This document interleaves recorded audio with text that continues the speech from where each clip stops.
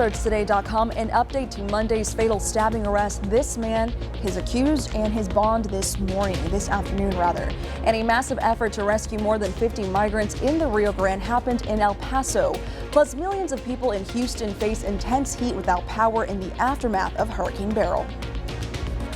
We had some nice thunder showers around the area. Significant rainfall. Was nice to get it. I know it's wet, but it's at least isn't accompanied by severe weather. We'll have some of this again tomorrow and the next day because enjoy it. Next week it's going to be very hot. We'll be talking about that coming up.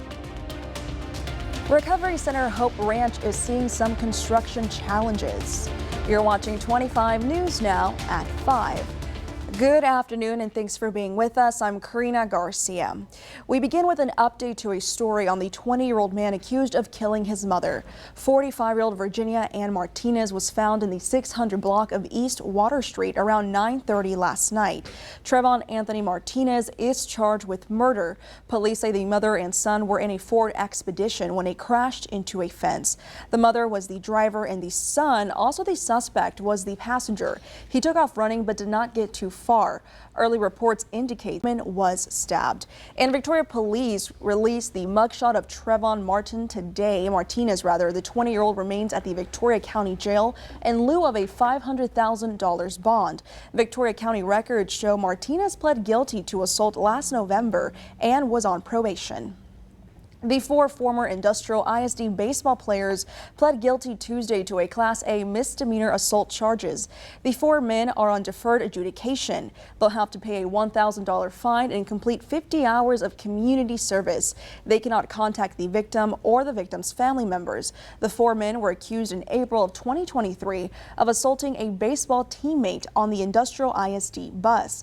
If the men complete their probation requirements successfully, the county will remove the conviction from their record. So here is your viewer poll this afternoon. Do you think the 4 baseball players received an appropriate punishment? Yes or no? We want to hear from you. Come to CrossroadsToday.com/vote to take part. And we're going to have an update on 25 News Now at 6. Despite a few setbacks, a planned substance abuse recovery facility in Victoria plans to begin construction soon. Back in February of 2023, the Billy T. Cadden Outreach Center announced construction of Hope Ranch. It's a state-of-the-art facility to help people who are dealing with substance abuse. The facility had to make changes to the timeline, but construction will go on. As time went on, we had to kind of adjust some things there. Just so we can keep within the budget that we had come up with, and so just that redesigning of some of the facility, looking at things that maybe we could take out or do without, that kind of just slowed down the process a little bit. Wow, very impressive. Construction is now set to begin around November 1st of 2024 with the estimated completion date around November 1st of 2025. The Hope Ranch property is near the Highway 59 and Highway 185 intersection in Victoria. And with that, let's take a look at your forecast with Chief Meteorologist Mac Bettis. Well, like I always say, the rain is good. It's good to have it without any severe problems. And probably we got more rain today than we actually did with Tropical Storm Beryl because we didn't get much. Showers rolling around the area. Here's the city. The big stuff sort of has moved southward. This is part of the tropical air that's over us. And the afternoon heating kicks that off as afternoon activity. Now, we're going to do this for a couple more days, but then next week, yikes, we're back to the heat waves. We'll be talking more about that coming up a little bit later on. Karina, back to you. Mac, thank you. Many Texans are still cleaning up after Hurricane Beryl. Nearly 2 million people are without power. This as the heat index passes 100 degrees. Pretty hectic. Organized chaos in Houston as millions try to beat the heat. It's just really hot. Lines flowing out of gas stations. Since like 6 in the morning, and last night also too. We're trying to fill up our gas tanks. As desperate Houstonians try to find fuel and deal with widespread power outages in the wake of Hurricane Beryl. I didn't try several gas stations. Several. What's it like out there? Oh man, it's a total disaster. But it's not worse as the last one, but it's in competition though. Beryl hit southern Texas as a Category 1 hurricane on Monday, knocking out power to more than 2.5 million homes. No power for air conditioning as the heat index in Houston passed 100 degrees Tuesday. You have power? Nope, I don't. I'm running a generator. Across town, the Bayland Community Center turned into a cooling hub. We just get out of the heat. Candace Salmon cares for 101-year-old Max and his 98-year-old wife of more than 70 years, Rosemary. She doesn't feel good to begin with, and she was just getting overheated, so we were putting ice packs on her. She feels better now. Emergency water, meals, and places for people to charge their electronic devices also provided, but only until 6 at night. Tuesday, Texas Lieutenant Governor Dan Patrick said power needs to be restored quickly and safely. It's tough to be in the heat. It's tough not to be able to refrigerate anything and have food. A fact that many Texans dealing with this sweltering heat know all too well. It's a little cooler at night. Hopefully the electricity will be back on soon. In Houston, Texas, I'm Michael Yoshida reporting. Authorities rescued 54 people from the Rio Grande near El Paso Tuesday. 30 divers from multiple agencies assisted with the rescue. Authorities say about 6 people suffered from hypothermia. Their conditions are not considered serious. The rescued migrants are all adults. They were turned over to Border Patrol. Congresswoman AOC introduced articles of impeachment against 2 United States Supreme Court justices today. The articles of impeachment are against conservative justices Clarence Thomas and Samuel Alito. The impeachment articles against Justice Thomas are failure to disclose financial information and refusal to recuse from matters concerning his spouse's legal interest, as well as matters involving his spouse's financial interest. While the impeachment articles against Justice Alito are refusal to recuse from cases in which he had personal bias or prejudice and failure to disclose financial income information. Ukrainian President Zelensky met with a bipartisan group of senators in Washington, D.C. today. The meeting comes as the United States is hosting the 2024 NATO summit and marks the historic 75th anniversary as the summit gathers all 32 allies to demonstrate unity amongst the transatlantic alliance. The leaders could be seen standing for a group photo with Zelensky. Details on what was discussed during the meeting were not made available. Here are some of the top headlines you can read in the Port Lavaca Wave. The Calhoun County ISD Board was presented with an update to an economic development project that would benefit the school during a recent board meeting. Plus, the Texas Commission on Environmental Quality assessed Port Lavaca's drinking water and found their quality meets or exceeds federal and state standards. You can read these stories and more at theportlavacawave.com. And we had some afternoon showers. Make sure you follow the weather radar on crossroadstoday.com. And remember to subscribe to our YouTube channel, Crossroads Today. Hit the like button and click that notification bell. For now, stay with us. Straight ahead on 25 News now at 5, President Biden discusses NATO's posture against Russia's war with Ukraine. Also ahead, opening statements for Alec Baldwin's involuntary manslaughter case are next.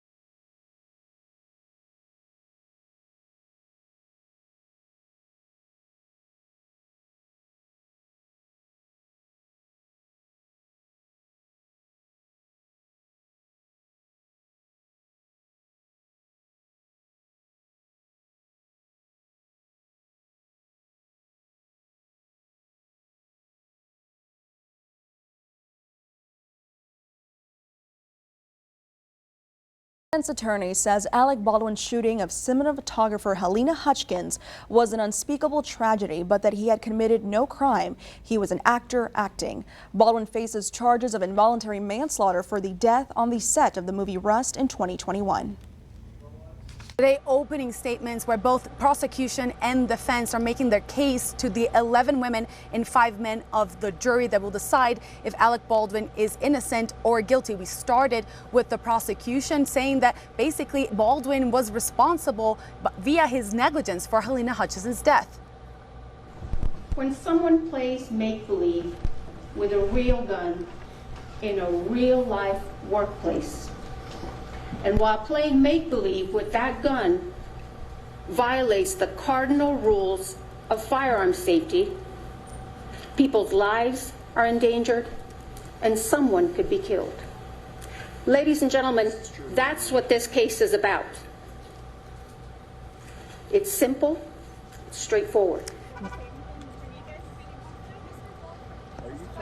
Defense is saying that these are not cardinal rules on a movie set, that Baldwin was just an actor acting, and that he was handed a gun that was said to be safe in that scene where that fatal shooting happened, and that he is not to blame for that. There is someone else in charge of this, and in a movie set there is a chain of command that was not followed. I'll remind our viewers that investigators did not get to the bottom of how that live round ended up being inside that gun. Now, prosecutors are doubling down on the fact that also that 6-prop shot revolver misfired on its own. Baldwin saying that he never actually pulled the trigger. Now, the prosecution is saying that would actually be impossible. The judge on this trial has been very strict with the timing, and this is scheduled to last for about 2 weeks. Julia Vargas Jones, Santa Fe, New Mexico. President Biden says allies will defend every inch of NATO territory. The president discussed the strength and unity of the defense alliance, as well as its posture against Russia's war in Ukraine, including bolstering their capabilities. I'm very pleased that today all NATO members are making the pledge to expand our industrial base and our industrial capacity, like our defense spending commitment. This is a critical step to maintaining our security. The first time ever, every NATO nation is pledging to develop plans for defense production at home. That means, as an alliance, we'll become more innovative and competitive. And we're able to produce more critical defense equipment more quickly than we may need it. President Biden says NATO members are committed to keeping the alliance strong. A Massachusetts man is the 3rd person in the U.S. to undergo this kind of transplant, which allows him to speak again after cancer threatened to take that ability from him forever. It's been a long journey. Just hearing his own voice is a miracle to Marty Kedian. A cancerous larynx and surgeries threatened to steal his ability to speak forever. My wife saw me get depressed and a little aggravated because I couldn't talk. Kedian credits his wife for what happens next, a 2,600-mile trip in February from his home in Massachusetts to Arizona, where surgeons at Mayo Clinic deemed him a candidate in a clinical trial for an extremely rare procedure, a total larynx transplant, including the adjoining tissues, glands, and blood vessels, thanks to a deceased organ donor. The most common question I get is, whose voice is it? One of Kedian's surgeons says the voice he can now hear is his own, not the donor's. The vocal folds, and a very generic way to describe them, are kind of like guitar strings. And so their job is to create a sound. And if you think about the guitar, it's the shape and the body of the guitar that creates that signature sound. It's the same thing with our bodies. His regained voice started out as a whisper, but nearly 5 months after surgery, Kedian's voice is getting stronger. The tracheostomy will remain in his neck for at least a few more months. Now that I have a voice back, I'm going to do everything I can to enjoy every day and make it my best day. For Health Minute, I'm Mandy Gaither. President Biden tells the Houston Chronicle on Tuesday Texas is receiving federal aid for Hurricane Beryl later than needed because state leaders were slow to request an official disaster declaration from the White House. You can read this article on our website on crossroadstoday.com. And now here's Chief Meteorologist Mac Bittis. Thank you very much. Good afternoon, everybody. It's still raining out there. It looks good. The rain was excellent. And I mean, remember from Beryl, we didn't get that much rain in Victoria City, and now we're getting it pretty widespread around the country. Temperature right now down to 77 because of the cloud cover and the rain. The rainfall totals will get for the rest of the evening, but our high was 94 before all the activity kicked up. Hopefully you didn't get your shoes too wet, but the rain was good. We'll talk more about what to expect for the rest of the week after this.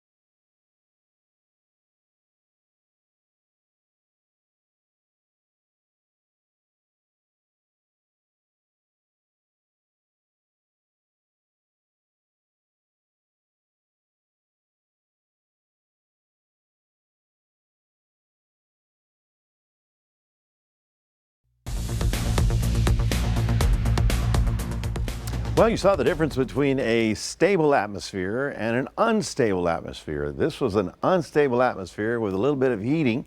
All that moisture rose up into the atmosphere and condensed out and gave us some nice little rain shower activity. Now, obviously, here's the city right about there, and you can see the showers that were a little heavier maybe about an hour ago. Everybody got in the city and the county got some good rain. Also have a few little showers left over down along the coastal bend and all the way down into the Beeville area. Of course, the storm itself, Beryl, is long gone. Beryl's in Lake Erie. Can you believe it?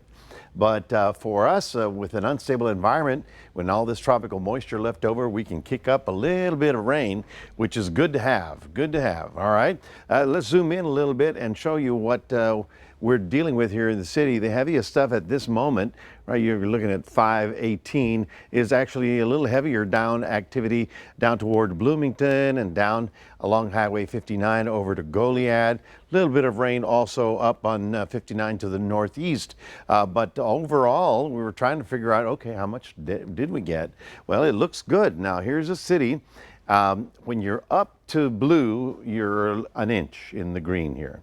When you're blue and above, you're in the 1 to 2 inch range. And when you got purple, You're doing real good. So north of us, headed on up to about Hallettsville, they got possibly up to 3 inches according to this map. And along 183 over here, quite a bit of heavier rain all the way down into possibly from Cuero all the way down to Nordheim and even all the way down to Goliad. So yeah, lots of areas got much of the rainfall that we didn't get with Beryl, which was kind of ironic.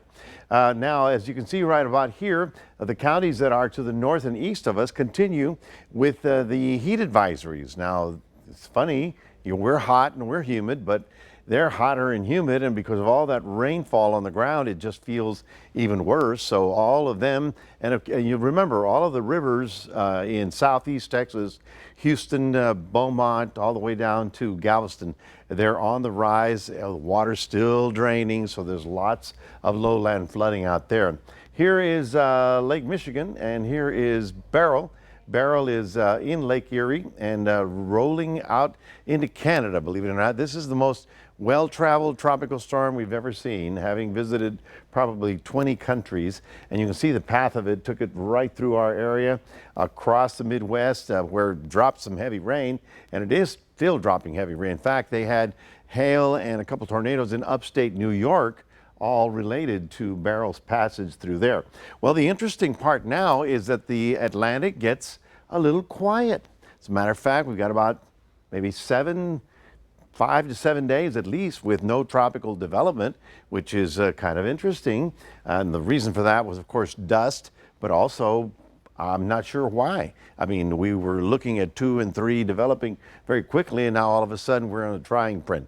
The other problem is we've got high pressure coming back in, and yes, the heat bubble's coming back. So more scattered thunder showers for tomorrow in the Victoria area. We're looking at Cuero at about 89 degrees. That's not bad considering this time of year.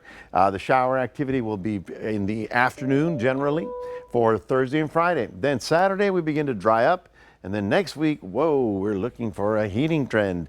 As a matter of fact, while we are looking at the mid to upper 90s, many areas inland will be looking at their first 100s, but remember, it is after the 4th of July, so that's about what we normally get this time of year. That's your 7-day forecast, reminding everybody we do have a QR code. We'd love for you to scan that, put Crossroads Today on your phone. And here's Karina. Thank you, Matt. Coming up next on 25 News Now 5, we're going to take a look at your stocks, plus how Disneyland employees are fighting back against reported labor violations.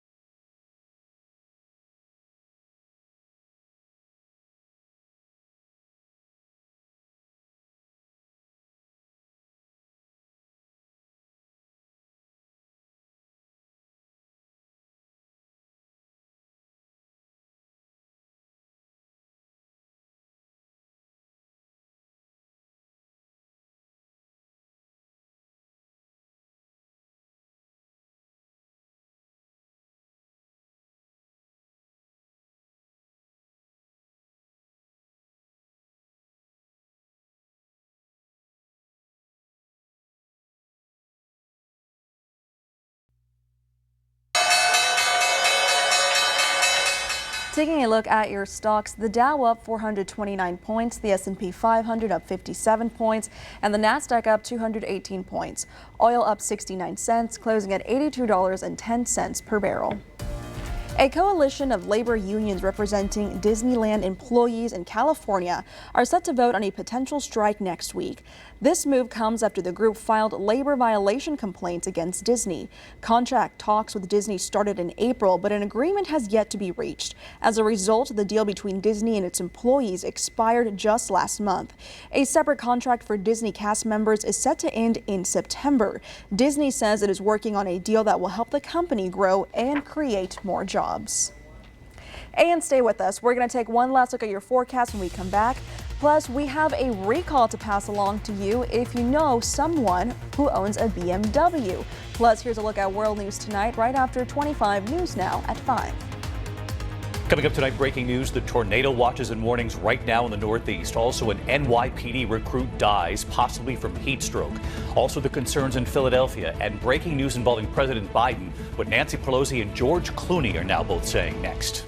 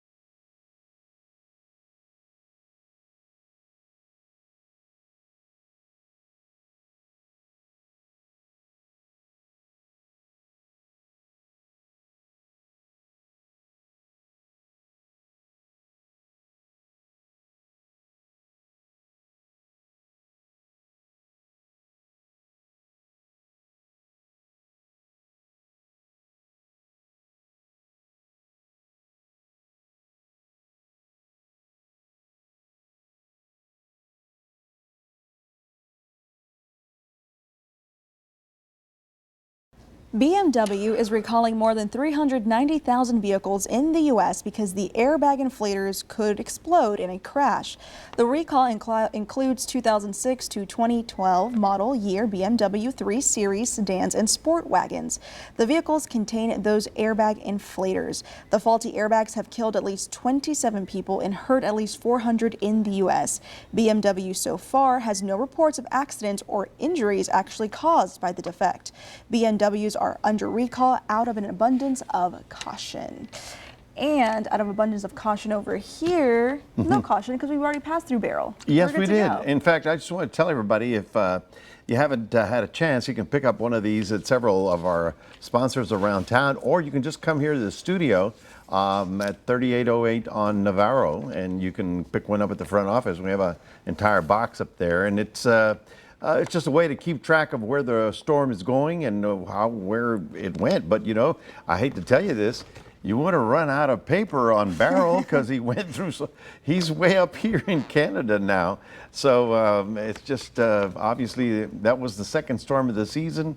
There's going to be more coming probably later. So we'll just have to be ready for it. But for the short term, what you saw today, afternoon showers, nice showers, good stuff. Will continue for about 2 more days. Over the weekend, we start drying up, and next weekend, well, it looks like we're back to a little bit of a heat wave. So it was nice while it lasted. Alrighty, thank you, Mac. And we should appreciate this rain because we're headed to those triple digits, right? Yes, next week, inland areas will be looking at triple digits. So it's just going to be, it's July, remember? Yeah, it is that We summer. sort of forgot about that. Alrighty, well, thank you for being with us. We hope to see you back here tonight for 25 News Now at 6. World News Tonight with David Muir is up next.